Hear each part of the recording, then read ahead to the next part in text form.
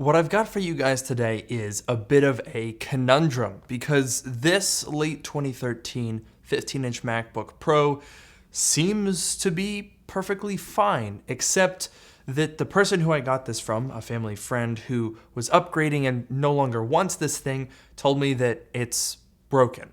They say that it takes forever to boot up, that it's really, really slow all the time, that it crashes on several occasions, and most importantly, and the reason I'm making this video, that the battery needs to be replaced.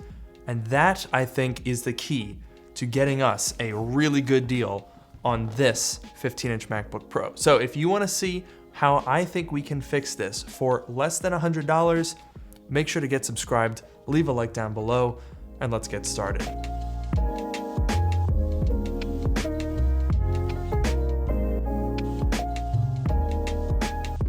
Today's video is sponsored by HelloFresh. Get mouth-watering seasonal recipes and fresh, pre-measured ingredients delivered right to your door with HelloFresh, America's #1 meal kit.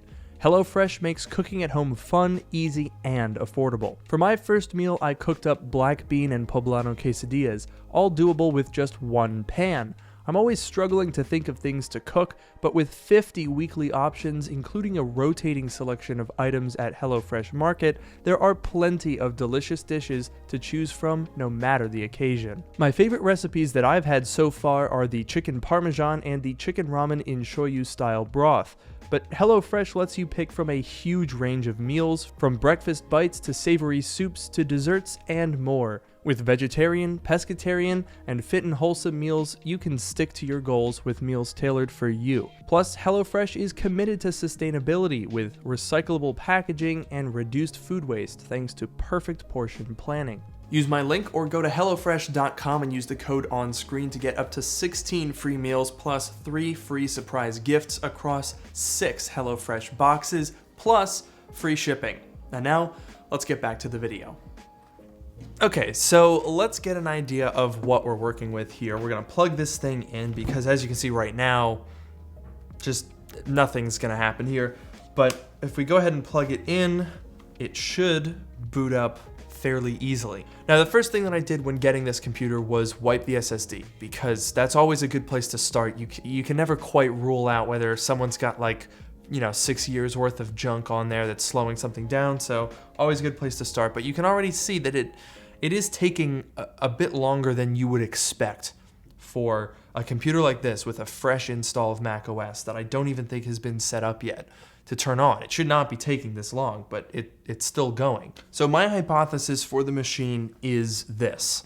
When a MacBook doesn't have a battery, either it's missing or disconnected or in this case dead, the entire computer will actually throttle back because, as we all know, this is an Intel-based machine, and on certain occasions you can actually exceed the power that the adapter, whoops, I just unplugged it and killed it, can supply.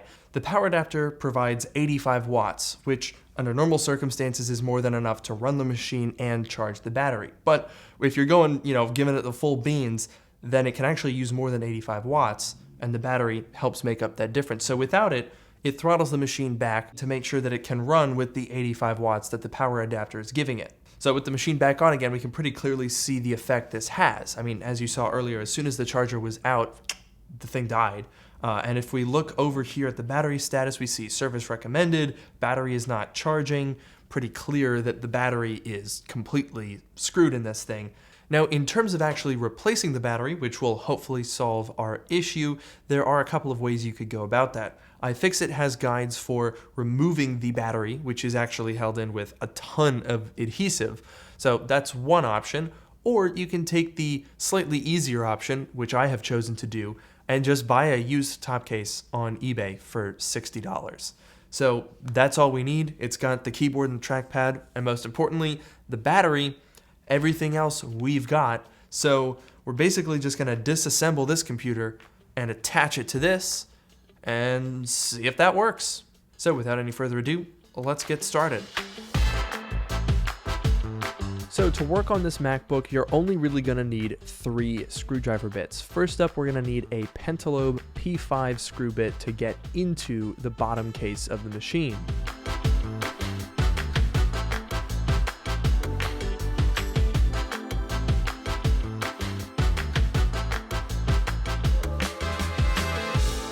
Next up, for all of the internals, we're going to need a T6 Torx screwdriver, and the first thing that we're going to take out is the SSD.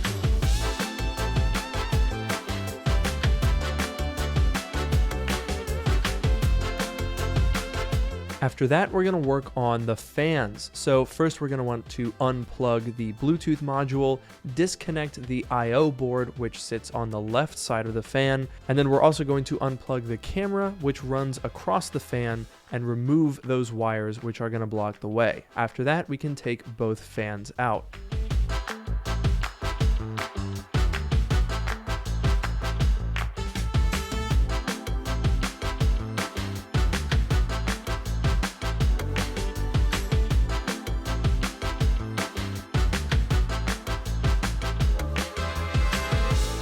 Next, it's time to go around the logic board and make sure that all of the connectors are disconnected. That's going to include the battery, trackpad, keyboard, left and right speakers, microphone, display, and backlight.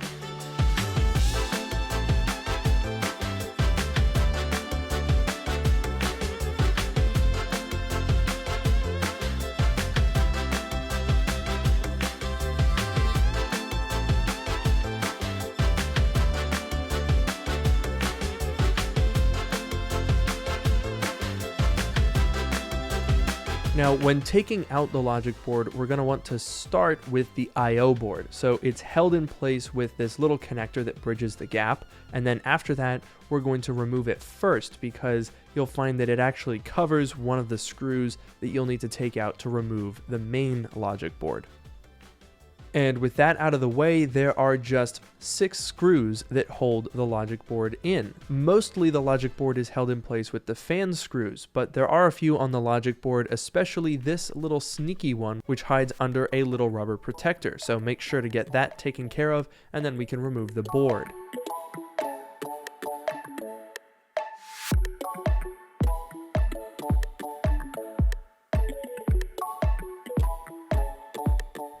With the logic board out, we can move on to the display and our third screwdriver bit. For this, we're going to need a T8 Torx screw for the much larger screws, 3 on each side, that hold the hinges down. Now, the way to go about doing this the most effectively is to take 2 screws out from each side while the machine is closed, and then we're going to stand it up and open the display. Now, before the display will actually come off, we have to take 1 screw out from each side that holds in a little spacer that fills the gap between the hinge and the top case. So once those are removed, it is advised to open the display 90 degrees or more to give the hinges the most room to freely separate from the top case.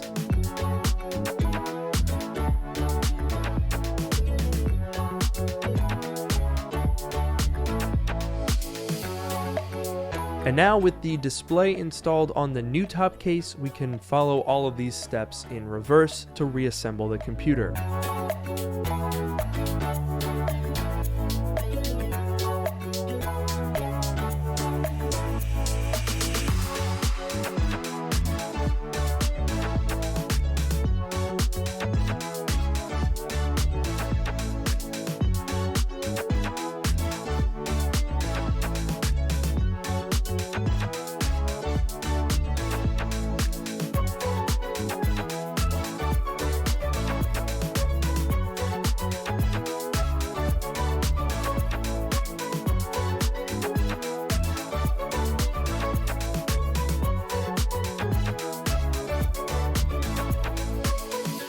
And now with everything reassembled, it's time to give this compter, a cleaning, and we are good to go.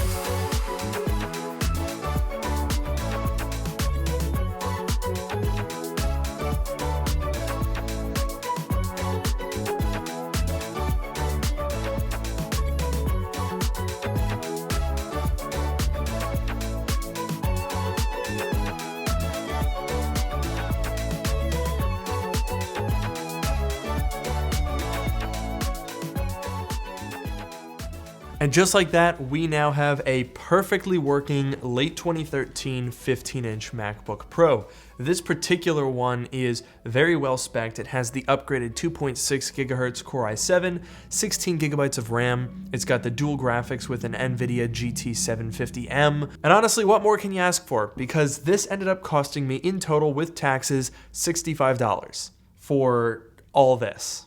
And this is absolutely something that you guys can do at home, because this is a 9-year-old MacBook. There are plenty of MacBooks, not even as old as this one, that are going to have battery issues and that might get mistaken for computers that are old or broken or slow, when really all they need is about half an hour's worth of work. And this is one of the things that happens as these MacBooks get older and older. Because there's so many out there, the parts availability increases, because obviously Apple doesn't supply parts, so it's completely up to, third parties. And when you have a 9-year-old MacBook, chances are a lot more of these parts are going to become available because, let's say somebody cracks a display. The rest of the computer's still good. Let's say someone spills water on the logic board. Well, maybe the screen is still good.